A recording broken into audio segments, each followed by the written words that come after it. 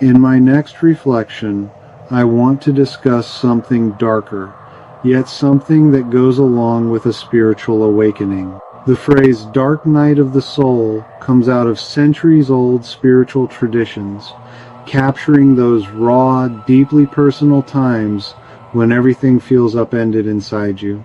It was first described by the Spanish mystic and poet John of the Cross back in the 1500s as a powerful metaphor for those stretches of life when our spirit feels abandoned, empty, and dry.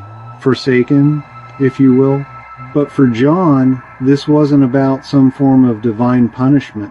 Instead, he saw it as a kind of spiritual boot camp, a sacred passage where we are stripped of our old attachments and illusions, clearing the way for a real connection with the universe. What's fascinating about this dark night is that this idea isn't just a Christian one. The concept echoes through all sorts of other religious and philosophical traditions. Let's take Buddhism, for example. Here, the dark night of the soul shows up as a person grappling with emptiness or facing the void. These are the tough stretches on the spiritual path, the times of disillusionment and inner reckoning that, believe it or not, help prepare the ground for a more profound awakening. Unlike some traditions that see these dark times as being cut off from what's sacred, Buddhists see them as essential steps toward deeper insight and freedom. You see, the heart of Buddhist philosophy centers around emptiness, and with this eye-opening realization that nothing truly has an independent, permanent essence. This realization can really shake you to your core, because it means all the things we build our sense of self around are actually pretty flimsy and unimportant. Because of this, the ego, which we've clung to for so long, starts coming apart.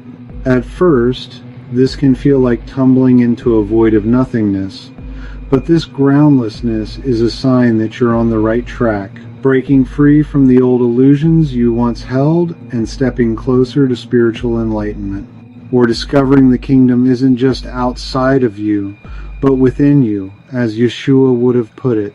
This kind of experience often happens during deep meditation or long, sometimes painful spells of soul-searching. As your mind quiets and outside distractions fade into the background, old fears and doubts start to bubble up to the surface. You might feel like you're diving into an abyss, the darkness of your inner self, where everything that used to give your life meaning suddenly seems shaky and pointless. It's intense, it's painful, it's sometimes awful, but it's not a setback. Instead, it's a crossroads. The discomfort pushes you to let go of societal illusions and see the truth of non-self and how everything in the universe is connected.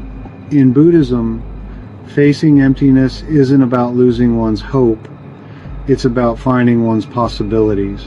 By letting go of clinging and aversion, you lay the foundation for a greater awakening. The darkness isn't just empty, it's rich with insight, allowing you to break free from the endless cycle of birth, death, and rebirth. Through this breaking open of the self, wisdom grows, and you move closer to ultimate reality, known as nirvana, or the end of suffering. These moments spent in the void or emptiness remind you that your spiritual growth isn't a straight line. Just like the lotus flower rises out of the mud, enlightenment comes from being willing to sit with your darkest feelings, or the muck of your inner psyche. Your struggles and your vulnerability aren't just detours, they're the path itself.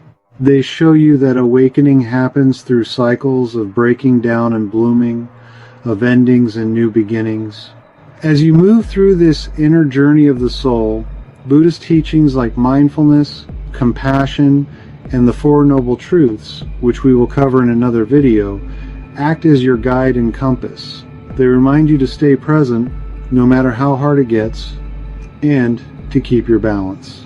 Support from a teacher or a community can make all the difference in your spiritual journey, helping you see that the darkness isn't the end nor the beginning, but a doorway to clarity and freedom. At its heart, Buddhism teaches that darkness and light aren't opposites, they're intertwined. What seems like despair at first can actually hold boundless potential. The emptiness we fear becomes the starting point for discovering the interconnectedness of all things. In the end, what looks like loss is the path to true freedom. You must always remember that you cannot have light without darkness, as darkness gives form to the light, nor good without evil, for evil gives meaning to the good. Before we continue, if you like this video and support what this channel is doing, please click the like button and then subscribe to the channel. Now back to my reflection. From Buddhism, our journey takes us to Hinduism, which has its own spin on the dark night of the soul. Here it's all about the struggles you face on the path to self-realization.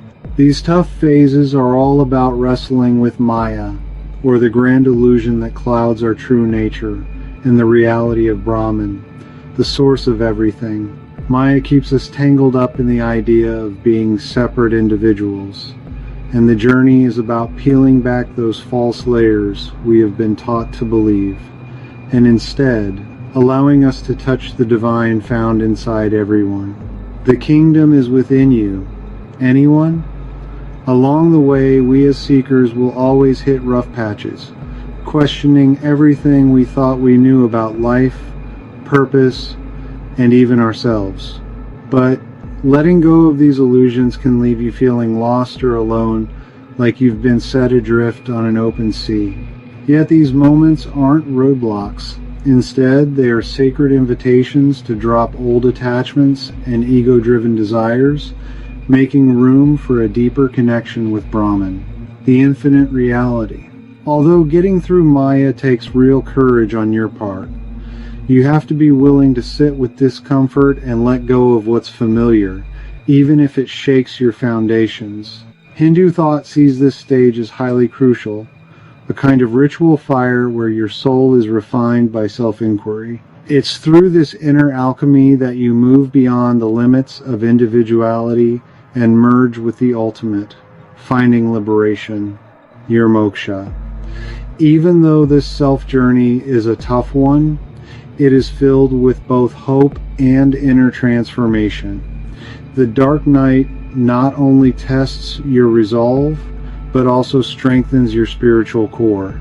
By facing your deepest fears and longest held illusions, you tap into your eternal nature, realizing that separation from the universe was only ever a trick of the mind. This cycle of struggle and renewal is woven right into Hindu philosophy. Just like the seasons bring about newness, inner periods of darkness and breakthrough help each of us grow to our full potential. So, by navigating your own dark night, you eventually find the light of self-realization. All the opposites, light and dark, struggle and peace, sin and goodness, all merge in the unity of Brahman. In Hinduism, the dark night isn't a bypass. It's the sacred road to true enlightenment, pushing you to see through the illusion and embrace your divine interconnectedness. Yes, even in Sufism, the mystical branch of Islam, the dark night of the soul is all about feeling a deep longing and a sense of distance from God. This isn't about punishment. It's a spiritual trial, a phase where you feel God's absence keenly, which tests your faith and endurance. Sufis believe this darkness is actually a blessing in disguise, a stage where the soul is purified and the ego falls away. Through this divine absence, seekers confront their own flaws and the inner barriers that stand between them and God. The ache of separation, they believe, is actually a form of divine mercy, one that makes you lean into God's love even more. Sufi poets like Rumi wrote about this yearning, showing that the emptiness isn't abandonment, but an invitation to surrender and trust that light will return. And in Christianity, which I do consider myself a Christian, or follower of the way, meaning only focused on the teachings of Yeshua and not all the church dogma that has turned so many people away. I'm talking to those of you who follow Paul's writings over Yeshua's words. Anyway, back to the point. Christianity also has this powerful idea of the dark night at its core, especially in the mystical side of the faith. John of the Cross, the same 16th century mystic, painted the dark night as this testing stretch where believers feel cut off from God. It's a time that shakes the soul, stripping away everything that is shallow or fake, leading the seeker toward a deeper, more real connection with God. This isn't just about feeling sad or alone, although those feelings are real and painful. It's more of a kind of spiritual cleansing by fire, burning away the soul's imperfections. According to John, it's about letting go of everything that isn't really about God. The pain one feels comes from being emptied out, but that emptiness clears the way for divine love and grace. The dark night isn't about punishment, it's mercy, letting you shed your ego and get close to God in a way words can't describe. Finding that kingdom within. It usually starts with confusion. Someone who once felt God so close suddenly feels only emptiness. Personally, I can highly attest to this. Prayer seems pointless, rituals feel hollow, and doubt creeps in. You find yourself relying not on the emotional highs of faith, but on faith itself, trusting when you can't feel a thing. This stage is sometimes called the purification of the senses. All attachments, even to spiritual rewards, are stripped away. You learn to seek God not for what you get out of it, but just for God. It's a call to love and surrender with no strings attached. The dark night, in turn, is calling you to let go and put everything in God's hands, even when He feels distant. Go deeper, and you hit what John of the Cross called the purification of the spirit. It's even more intense, like a face-off with your own fears, doubts, and shadows. You're forced to see yourself clearly, and with that comes the humbling realization you really do depend on God for everything. Oddly, this humility doesn't shrink you, it sets you free, making room for grace to do its best work. Since I am a surfer at heart, which anyone who watches my videos knows, you can almost picture the dark night as paddling out into the unknown, treacherous waters of an approaching storm. Or, if you like spending time in nature, which I also do, you can think of the dark night as a trek through an unknown wilderness. It's almost like the biblical stories of Moses and his followers wandering in the desert. Hard, confusing, but never pointless. Or even Yeshua's 40 days, when, through his suffering, hunger, and temptations, he learned his true mission. In other words, it's all about letting go of what you thought you knew and learning to trust in God's mystery. Teresa of Avila, another Christian mystic, wrote about moving through various stages of prayer on the way to union with God. The dark night, for her, shows up in the later stages, ever painful, but actually a sign of God's love. It's an invitation to go deeper in your search for oneness, to look past surface-level faith and into the heart of the divine mystery. One of the hardest parts of the dark night is feeling totally alone. I know this and have felt this. It's easy to think no one else could possibly get what you're going through. But this solitude has a purpose, as it is meant to push you inward, making you rely on God instead of external validation. So what is the lesson of this suffering? It is that real comfort comes from God, not from anyone or anything else. Somehow, there's a strange beauty to all this pain. Even in the worst of it, grace is at work, and pain makes you feel alive. The absence of God's felt presence becomes a tool for getting closer. You end up loving God not for what He does for you, but just for who He is. That's the mark of deep spiritual maturity. loving without expecting anything in return. Yet, for some, it also turns them away, never to return to the path. And then, finally, comes your renewal.